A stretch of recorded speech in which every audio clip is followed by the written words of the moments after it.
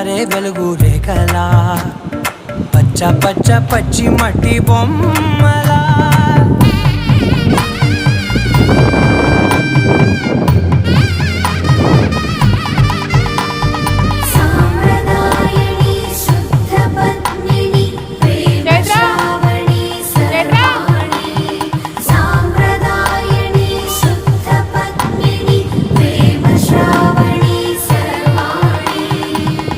చెప్పుడు కదిరే మెడలో తాళవన ప్రతి నిమిషం ఆయుధునే పెంచైనా